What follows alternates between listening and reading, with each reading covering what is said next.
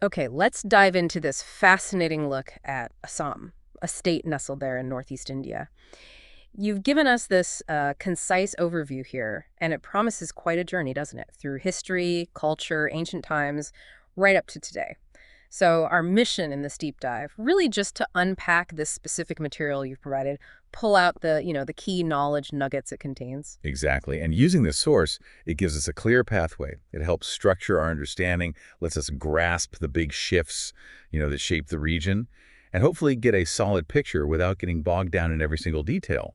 It's about understanding the core narrative this specific overview presents. Absolutely. And your material, it starts right at the beginning, hints at a really long human story here. It mentions archaeological finds, things like tools at Sarutaru, suggesting, well, Stone Age settlements existed in Assam. That's where this history kicks off. Yeah. And the picture from those early times, according to your source, it's one of diverse peoples arriving.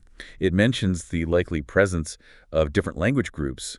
Early on, you've got Austroasiatic, Tibeto-Burman, even Dravidian speakers mentioned. Sort of suggests the region was a crossroads even millennia ago. Makes sense, connecting so many different areas. From there, the material introduces the first known major kingdom, Kamrupa. This period, roughly 350 to 1100 AD. Quite a span. Right. And your source knows Kamarupa was ruled by three significant dynasties, one after the other. The Varman, then the Leccha, and finally the Pala dynasty. It tells us their capitals included Pragjotishpura, which is essentially modern Guwahati, and also Harupeshwar. Yeah. So this really establishes a long foundational history of, organized states in the area. And a really cool detail your overview includes the visit of the famous Chinese traveler Xuanzang in the 7th century. Yes, Xuanzang. He visited during the reign of King Bhaskaravarman. And the material highlights the Xuanzang described Bhaskaravarman as a powerful ruler and also a patron of learning, which tells us the kingdom wasn't isolated, right? It was sophisticated, attracted scholars from afar, part of bigger cultural, political networks. So what about the religious scene back then? How does your source describe the Kamarupa era in that sense? It paints a picture of a pretty dynamic religious landscape. It mentions it being a center for Hinduism, Tantricism, and even early Buddhism. This blend, well, it isn't surprising given the diverse influences mentioned earlier, points to a period of significant cultural synthesis. What's fascinating here is how these early kingdoms, Kamarupa especially, really set the stage for future political structures and sort of began forging that regional identity. Okay, so that covers the ancient foundations. But the next chapter in Assam's story, it's dominated by a name that ruled for centuries, the Ahom dynasty. Indeed. The Ahom period, 1228 to 1826, truly remarkable, lasting almost 600 years. They were founded, as the source says, by Sukafa, a Thai prince who came from what's now Yunnan in China. Ruling for 6 centuries makes them one of the longest continuous monarchies recorded in India. It's quite something. 600 years, that's just incredible longevity. And your overview highlights something particularly striking, their ability to resist the mighty Mughal Empire. Now, here's where it gets really interesting. It is. The Mughals tried multiple times, invasions of Assam, but the Ahom kingdom successfully defended its territory. The most famous instance your material points to, the Battle of Serahat in 1671. Here, the Ahom forces, led by their legendary commander Lachit Borphuran, they decisively defeated the Mughals. This wasn't just a battle, it was a defining moment. Showcased their military skill, their fierce independence. Wow. Beyond the military strength, though, what else did the Ahoms contribute, according to the material you provided? Well, they were skilled administrators, nation builders, really.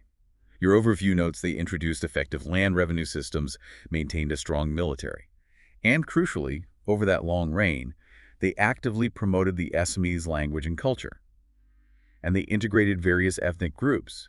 This process, bringing different communities together, it was fundamental in forming a distinct Assamese identity that, persists today. But even a dynasty lasting 600 years eventually faces challenges. Your source mentions their decline. Yes, that long rule started to falter due to internal rebellions which weakened the state. And this made them vulnerable to external pressures, specifically mentioning the Burmese invasions in the early 19th century. This era of instability, it really set the stage for the next big transformation. And your material briefly reminds us other kingdoms existed alongside the Ahoms? It does, yeah. Mentions the Chutia, Kachak, and Damasa Kachari kingdoms. It's a useful reminder that even with the Ahoms' dominance, the medieval period in this region was complex, multiple power centers coexisting or interacting. If we connect this to the bigger picture, the Ahoms' legacy, their long rule, successful defense, integrating peoples, It really provided a bedrock for modern Assamese society, its sense of self. This leads us to a pivotal turning point, the arrival of British power. Fundamentally changed Assam's trajectory. How did that come about, based on your source? The transition to British control, it followed the First Anglo-Burmese War. Your material states that the Treaty of Yandabo in 1826 resulted in Assam being annexed, becoming part of British India. And the British interest, according to the source, it wasn't exactly benevolent governance, was it? Clearly about resources. Precisely. Your overview highlights the British focus on exploiting Assam's rich natural resources, specifically mentions tea, oil, and coal. The establishment of the Assam tea industry, starting in the 1830s, that's presented as a major economic development of this era. And that tea industry, it had a significant and lasting demographic impact, right? Yes, the source is explicit on that.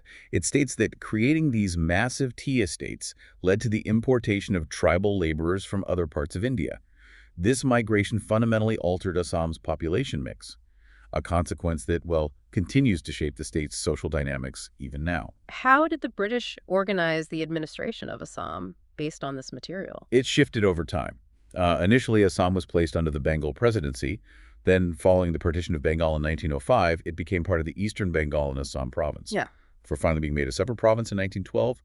It's just the changing colonial approach to governing the region, And despite being under colonial rule, Assam was involved in the broader Indian freedom movement. Absolutely. Your source notes Assamese participation in key national movements like the Indian National Congress, the Quit India movement, Swadeshi activities. It also names prominent leaders from Assam's struggle, like Gopinath Bordoloi, emphasizing his important role both before and after independence.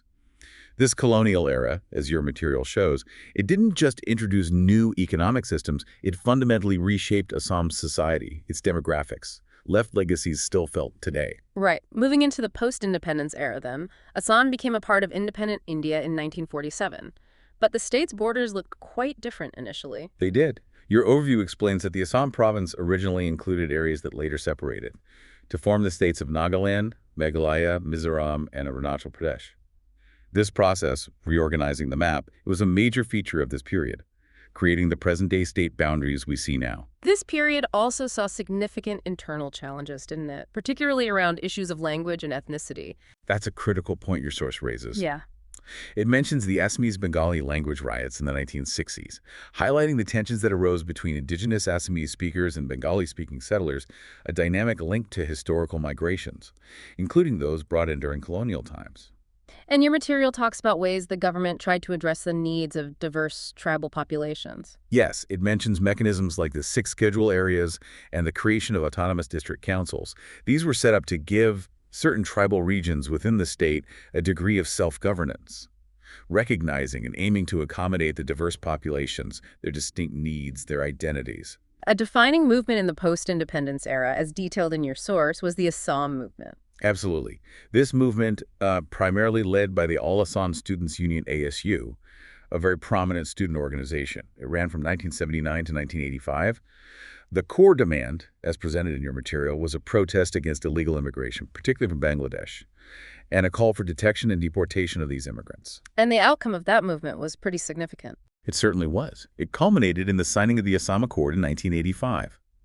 Your source also notes the movement played a role in forming the political party Assam Gana Parishad, the AGP. This period really brought these complex issues, immigration, identity, citizenship, right to the forefront of Assamese politics. Your material also touches on the issue of insurgency, militancy. It does, noting the emergence of groups like ULFA, the United Liberation Front of Adama. They sought sovereignty for Assam. Your overview indicates that while peace talks and army operations have, gradually reduced insurgent activities, ethnic tensions related to these historical grievances and identity questions, they still remain a factor. And a very recent significant development is mentioned. Yes, the update of the National Register of Citizens, the NRC, in 2019. Your source states this was an official process aimed at identifying legal residents versus potentially illegal immigrants. This connects directly back to those long-standing concerns highlighted by the Assam movement, a major recent event.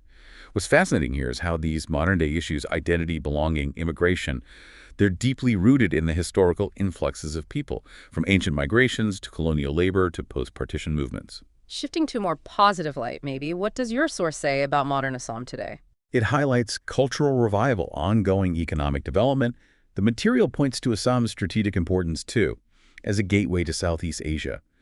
And it lists things modern Assam is internationally recognized for. Its world-famous tea, obviously, its incredible biodiversity, Kaziranga, Manas National Parks, the vibrant Baihu culture, which is so central to Assam's life, and its traditional silk weaving. If we connect this to the bigger picture, these aren't new problems, the identity issues.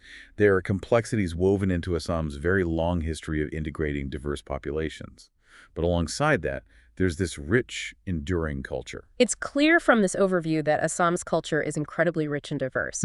So pulling back from the historical timeline a bit, what does your material highlight about the cultural landscape itself? Yeah, your source gives us a great summary of this vibrant aspect. It lists the main languages, spoken Assamese, Bodo, Bengali, alongside many tribal languages, immediately shows you the linguistic tapestry of the state. And festivals are absolutely key, I imagine. They are.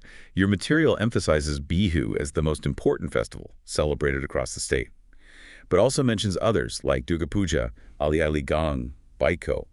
These festivals are crucial expressions of cultural identity, community bonding, connection to the agricultural cycle. The cuisine sounds fascinating, too. Your source describes Assamese cuisine as primarily rice-based, gives a flavor of the local ingredients, things like bamboo shoots, various types of fish, pork, wild greens. Suggests a very distinct local diet shaped by the region's environment. And finally, your material names some notable individuals who represent Assam's contributions to the wider world. Does. Mentions figures like Bhupen Hazarika, a celebrated singer, cultural icon, Gopinath Bordoloi, whom we discussed, the first chief minister, Mamani Raisom Goswami, a renowned writer, and Hima Das, the prominent athlete. These individuals just highlight Assam's impact across arts, politics, literature, sport. This cultural richness, it really acts as a powerful unifying force, providing a shared sense of identity and pride amidst all the historical and political complexities the state has navigated. We've truly journeyed through time, haven't we? Guided by the material you provided. From those earliest Stone Age whispers, the rise of ancient kingdoms like Kamarupa, through the almost 6th century reign of the Ahom dynasty, their determined resistance. We navigated the profound economic, social shifts from British colonialism and finally explored the dynamic, sometimes challenging, post-independence era. State formation, identity movements, recent events like the NRC update. Yes, and we've seen the key threads this specific overview highlights, the recurring theme of different peoples blending together over centuries. The consistent need to defend the region against powerful external forces, the long-lasting economic, demographic consequences of colonialism, and the ongoing complex process of negotiating identity and belonging in modern Assam within the framework of independent India. And again, this entire deep dive was focused squarely on the material you shared with us. Exactly. It provided a clear, structured path to understanding the major arcs of Assam's history and culture, at least as presented in this particular source. Thinking about everything this overview covered, from those early Stone Age peoples, the diverse groups settling the land, through the Aham's long rule integrating communities, the colonial period bringing laborers from elsewhere, and then the post-independence period grappling with migration and identity. It makes you really consider how Assam's history is just this continuous narrative, isn't it? Different groups arriving, interacting, integrating, each contributing to its unique character over millennia. Right. So given that incredibly long history of diverse peoples arriving, becoming part of the Assamese fabric, how does that deep historical process, that blending and adaptation, how does it inform or maybe even challenge present-day discussions about identity? About who belongs. That's definitely something this material prompts you to think about.